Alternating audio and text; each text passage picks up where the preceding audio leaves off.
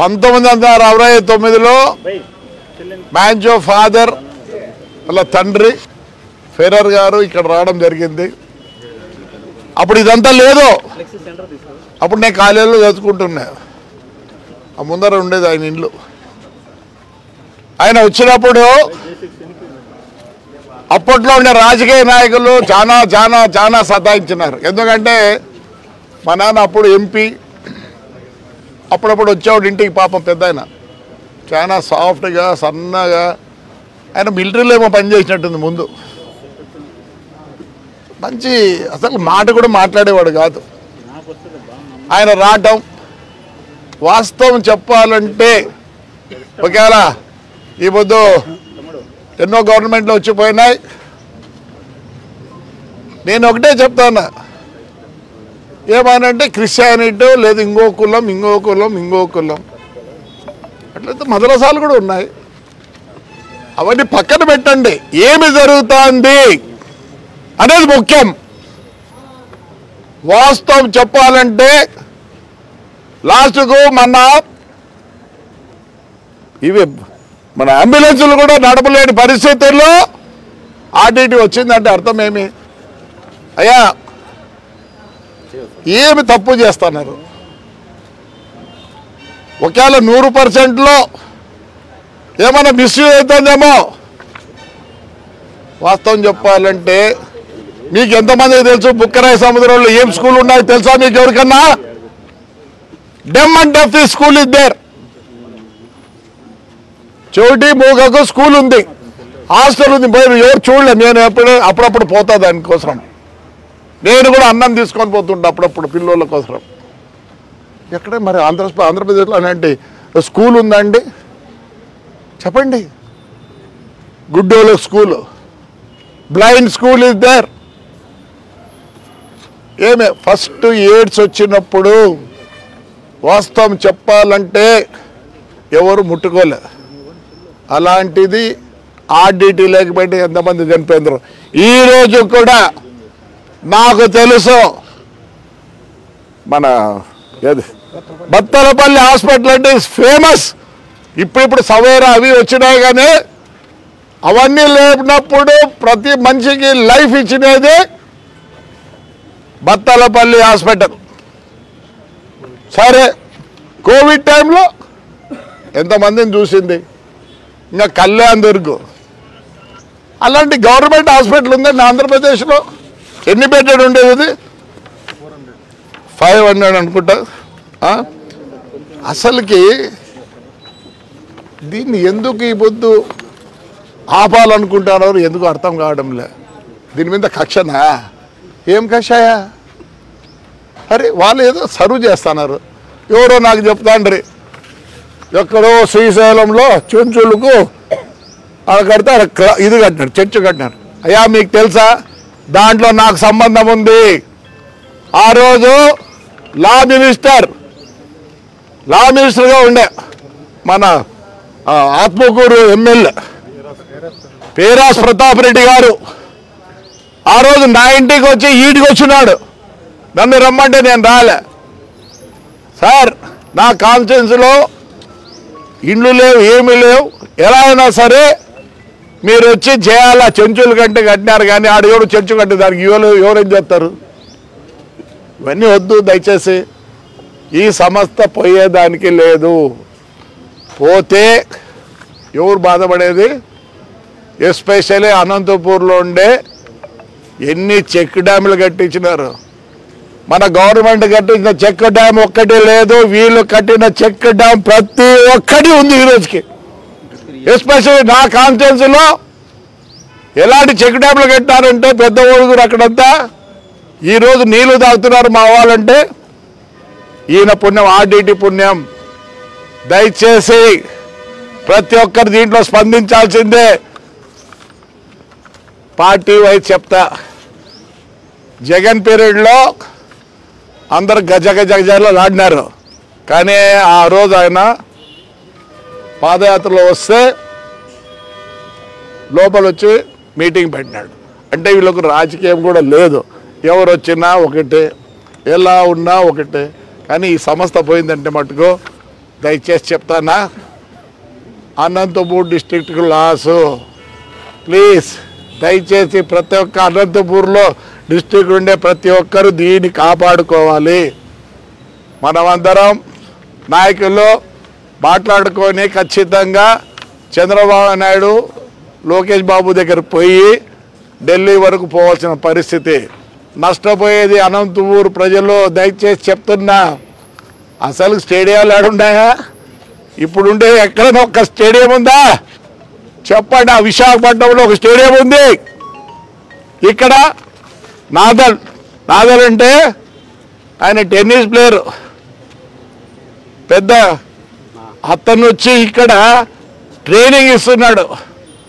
మడకసిరిలో మొన్న మొత్తం గేమ్స్ పెట్టేదానికి ఒక యూనిట్ పెట్టండి. నేను అడిగిన, కొంచెం మా ఊర్లో పెట్టంటే నీ ఊరు బాగుంది పో, ఇలానే నీ ఊరు బాగుంది పో.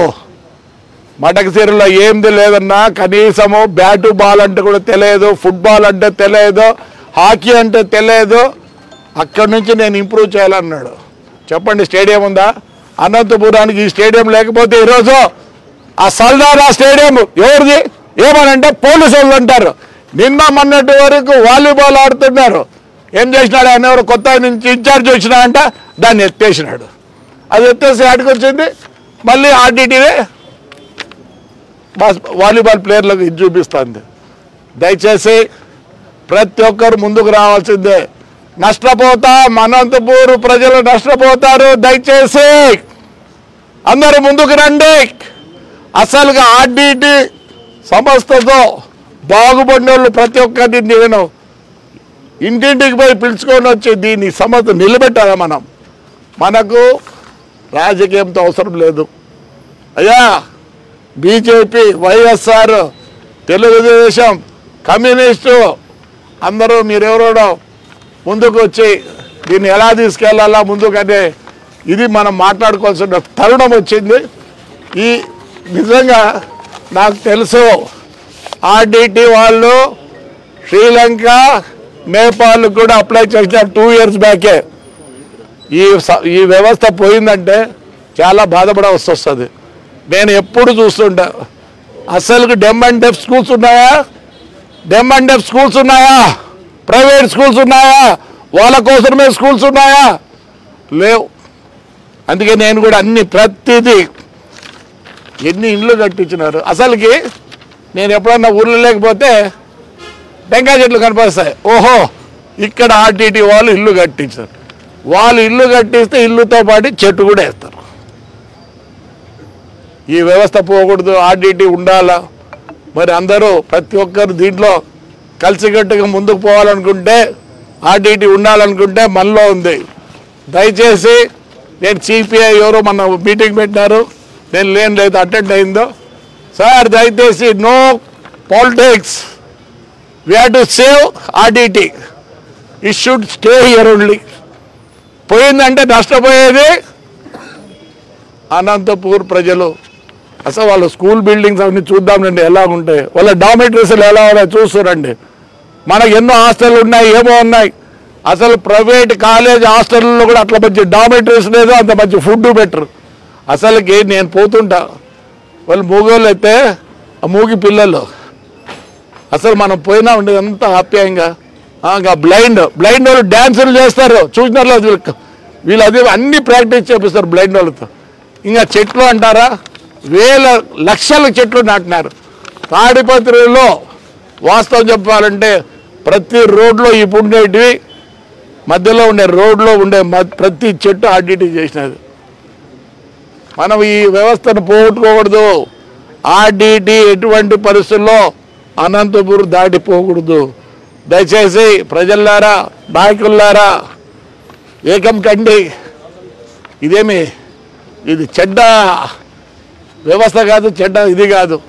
చెప్పండి, కళ్యాణదుర్గంలో ఈరోజు కూడా మన గవర్నమెంట్ హాస్పిటల్కి పోదామనండి.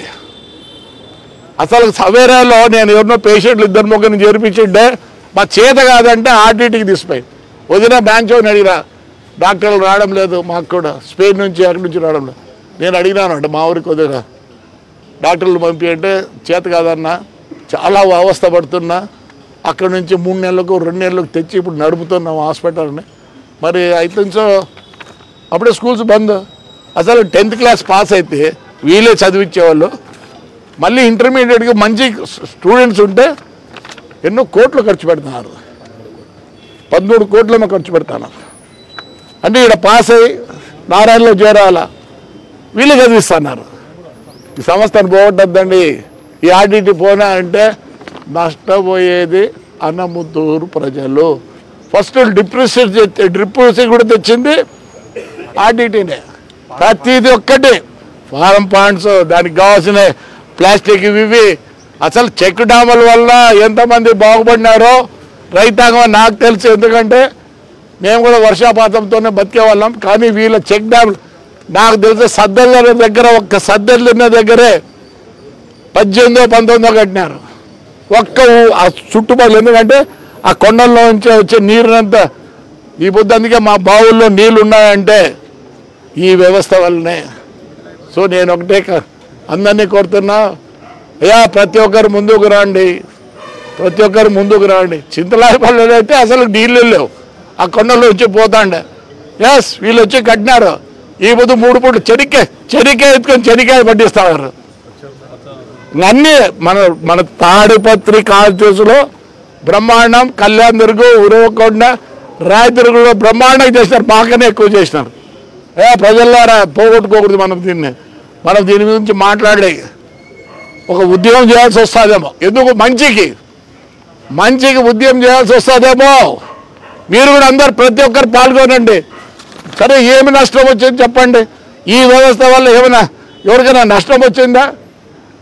ఎవరికి నష్టం లేదు. అందరు బాగుపడ్డారు. ఈ ఊళ్ళో టెన్నిస్ అంటే తెలియదు, క్రికెట్ అంటే తెలియదు.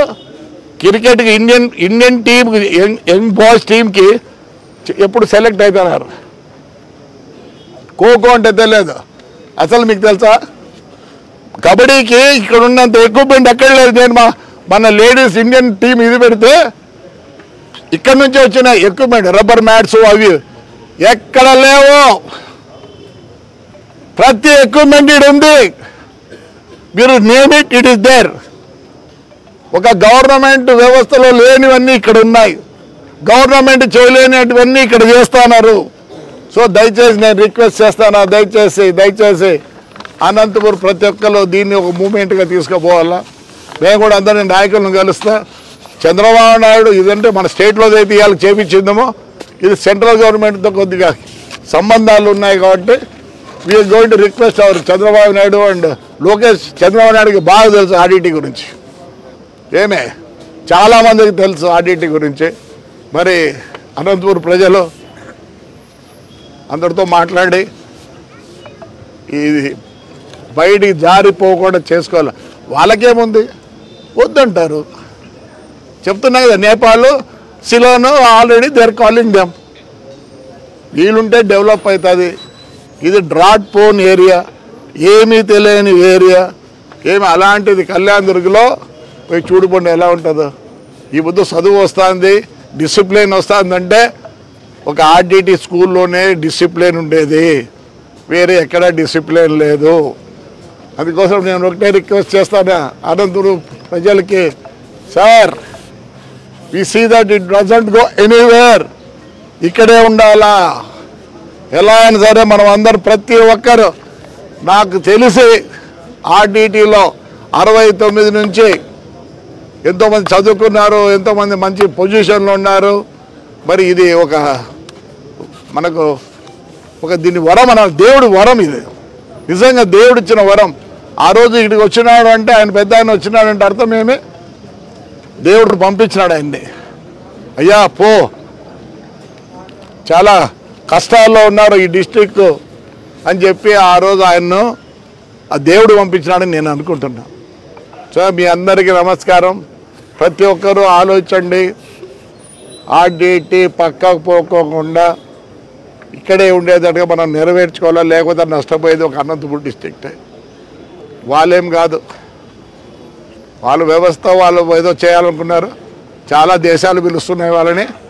మనం దీన్ని ఎట్లయినా కానీ అందరూ కలిసికట్టుగా మనం అందరూ పోరాడి ఆర్డిటి ఎక్కడ పోకుండా ఇక్కడే ఉండేటట్టుగా మనందరూ పోరాడాలి. రైట్ సార్, మీరందరూ వచ్చిన దానికి పాతికేయులు అందరికీ నమస్కారాలు. ఫ్యామిలీ అట్లన్నీ పంచండి.